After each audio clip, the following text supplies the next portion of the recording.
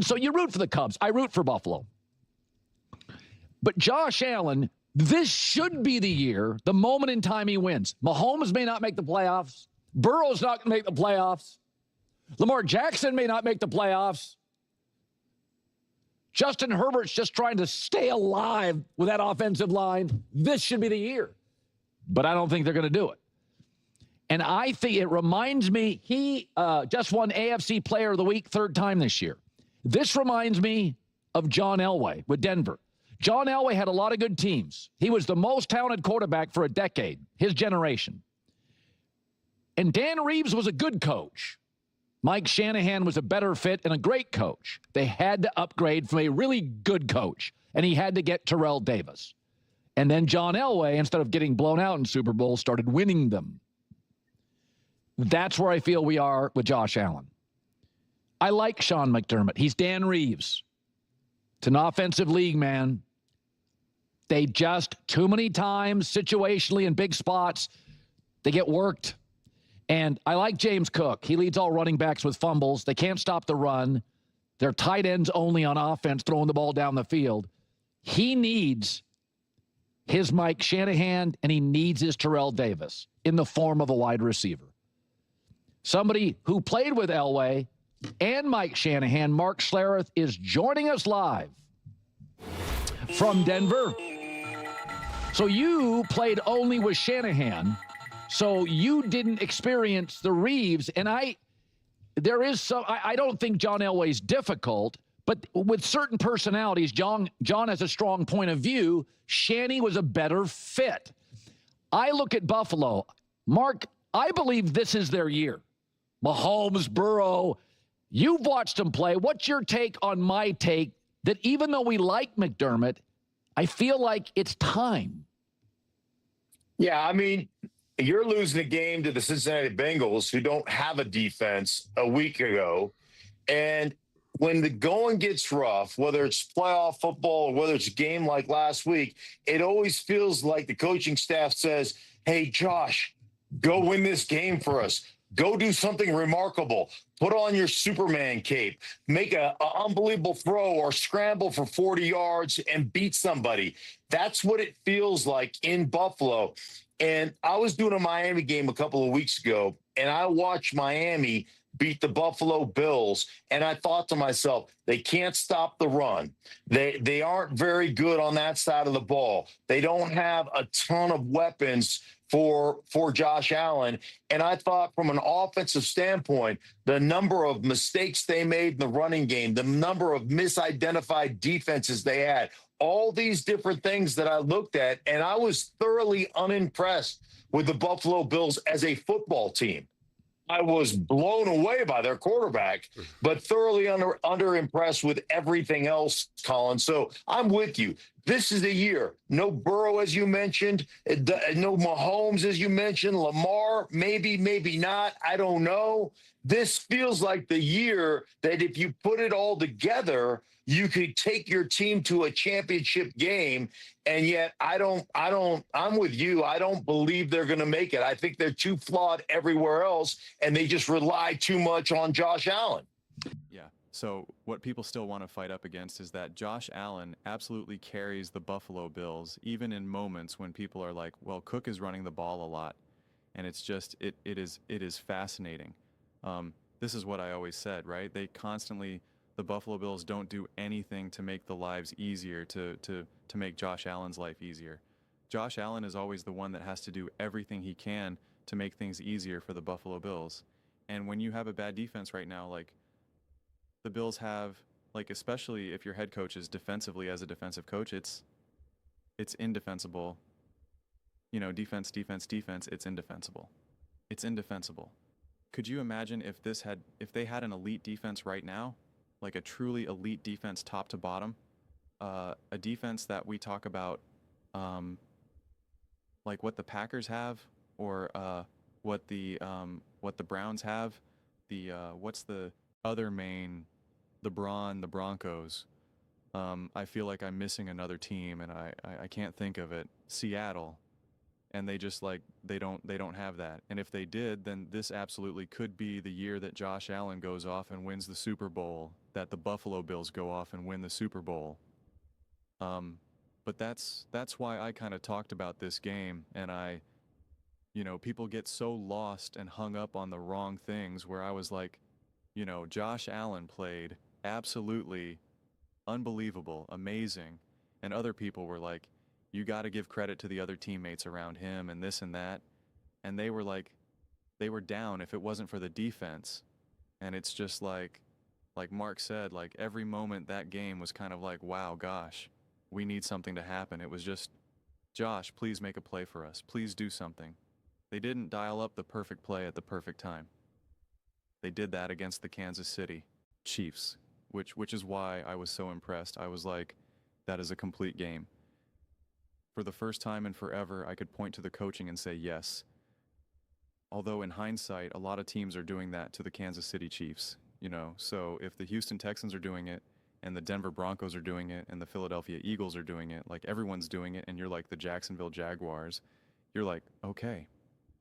And I guess everyone's doing it right now.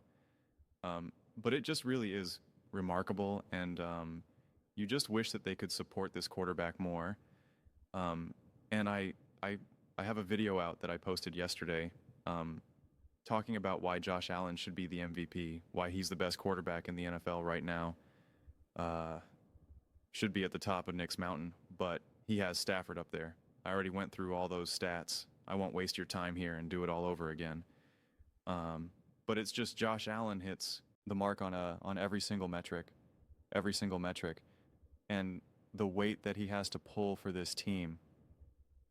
When you look at the other top quarterbacks, top teams, like legitimate contenders there, it's just they don't have to do what Josh Allen has to do. And that's why Stafford is like such a perfect example of that. Just looking at Puka Nacua Devontae, an elite O-line, a better run game than the Bills, a better defense than the Bills, a better coach than the Bills, and you're just like, and yet, like, this is what Josh Allen is doing. Like, this is what Josh Allen is doing. His ability to find ways to keep going, even though it's not perfect, because people like, well, what about his bad games? And it's just like every quarterback has bad games. Josh Allen has bad games. Mahomes has bad games. Lamar has bad games. Stafford has bad games. Tom Brady had bad games. Like, everyone's got bad games. Like, to use a bad game as a reference point as to why a quarterback is not that good is insane. I mean, like, it makes it doesn't make any actual sense. And I float around with different MVPs, and I'm on the record saying, like, I don't really care about the MVP because it's a voted award. It's by the media. Everyone doesn't even watch all the games. There's so much bias involved. Like, it's all weird. Jay Daniels wasn't seriously in the MVP conversation last year, but yet Drake May is this year. And it's kind of like, how was Jaden Daniels like, what he was able to do with that team, you pulling that team from nowhere. It's just like, how is he not seriously in the conversation? And people were saying that Baker Mayfield's more of the MVP than Josh Allen. It's like, what, Justin Herbert needs to be in the serious conversation. Like, people are saying Matthew Stafford is the front runner right now. And it's just like that. That doesn't make any sense. It's not who has great stats, award, and Josh Allen has better stats, especially when you factor in all the other stuff that Josh Allen has to do, like run game, lack of receiver support, et cetera, et cetera. So it's just like, I'm not really interested in that side of the conversation, but I still do find it so fascinating, the lack of belief in Josh Allen, or the confidence, or the acceptance of just how great he is. A lot is going to come down to this Patriots game, because obviously the Patriots already won. Wasn't a great game by the Bills, and, like Mike Marks saying, this team is undisciplined. They have problems, the defense, the offense, etc. And it's like, that's what Josh has to deal with. And then now he's going up again against the New England Patriots team that is incredibly disciplined, that is very well, very much buttoned up, both offensively and defensively. And so that is why a quarterback like Josh can only win and can only succeed so much when you're constantly having the whole weight of the world on your shoulders. But this game will mean everything right now. If Josh Allen plays great and the Buffalo Bills win, and they, they knocked the Patriots down a peg, and they're like, that was cool that you guys won that one game, but like that doesn't mean that you're better than us now. That goes an incredibly long way. That goes an incredibly long way. And then I do think people will start to believe, because Colin has the Patriots as the number 2 team in the NFL. And I think if the Bills beat them and kind of, I say this word very loosely because I don't think the Patriots need to be exposed. But if the Bills expose the Patriots, and you be like, hey, you're a little inflated. People think you're better than you are. Like we got Josh Allen. We are still the Buffalo Bills. Settle down. I think people will double, triple, quadruple down back on the Buffalo Bills bandwagon, the Josh Allen bandwagon. I think if the Bills beat the Patriots, they would become the front runners to come out of the AFC over the Denver Broncos, because people will be like, Bo Nix, Josh Allen, the Bills played the Broncos last year. Obviously, last year is last year, nothing to do with this year, but people still use that as a reference point. I promise you that if they face each other in the playoffs, they'll just keep talking about what happened last year. Like, that's just always a reference point.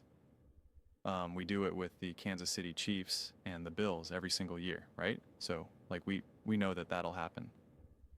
So, the only thing is that, clearly because of how the seeding is and all of that right now, the Bills' path will be harder.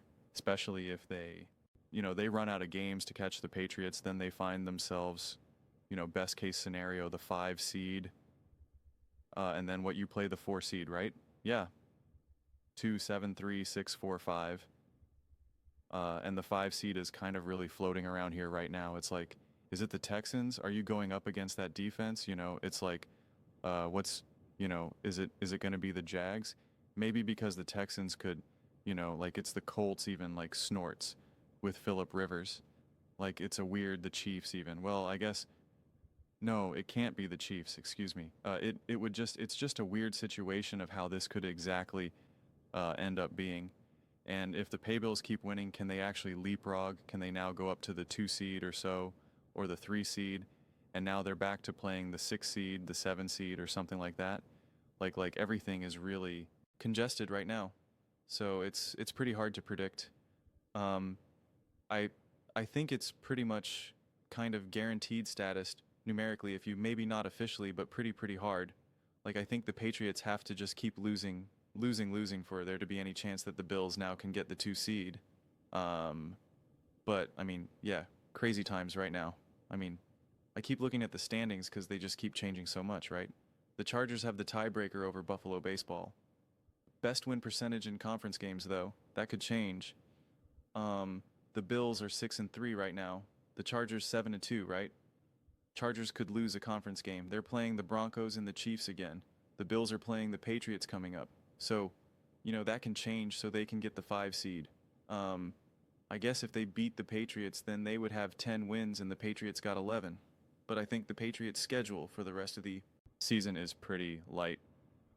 So that's why I think it's probably more unlikely.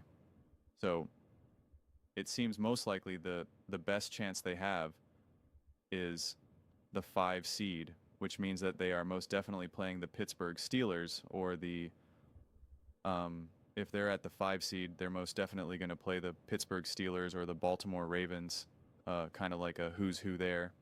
And I guess if the Chargers are able to maintain that lead over them, they're sitting at 6, and then it's potentially the Jags, potentially the Texans. Like that's where this is so fascinating to me right now. And then also, if the Texans keep winning and the Jags kind of keep winning, the Texans have the tiebreaker over Buffalo. So if they're tied there, then Buffalo can legitimately drop down to 7. And then you're talking about facing either the Broncos or the Patriots. So like pretty much every option is on the table. Right now, when you really think about it, the Buffalo Bills at this point can play any team except for the Chargers, I guess, in the playoffs, first round, in the beginning. And I think probably the way how the bracket would have to work is the only time they could face the Chargers would probably be like in an AFC championship game. Based on, I guess it would probably really depend on how that first round opens up, but most likely. So that's kind of crazy when you think about it, that like literally what's on the table is like you could play Denver, you could play New England, you could play the Jags, you could play Pittsburgh, you could play the Texans, technically the Colts, probably unlikely, and maybe the Baltimore Ravens, right? Like, so that's pretty wild. That's what kind of makes this whole thing pretty insane. And also, you can't even keep up with the tiebreakers right now because, you know, Buffalo wins a tiebreaker based on best, or, you know, the Chargers have the tiebreaker based on conference right now. That can change in a snap of the fingers for both teams. Again, the Texans, you know, they now can win. But the thing is, if they keep winning, then the Jags fall.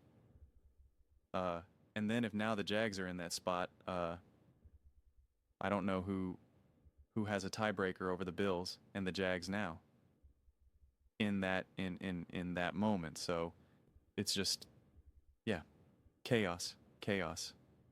I mean, we got to lock in a guaranteed 2 more wins, the Jets and the Browns. I know that defense is good, but like you can't be losing to the Browns. The Eagles are still a toss-up because who are the Eagles right now? Are they terrible? Are they collapsing? Definitely possible. Who knows? We'll have to see. And then obviously the Patriots. So you got to like them at least. Yeah, this is going to be a wild finish, man. This is absolutely going to be a wild finish this season.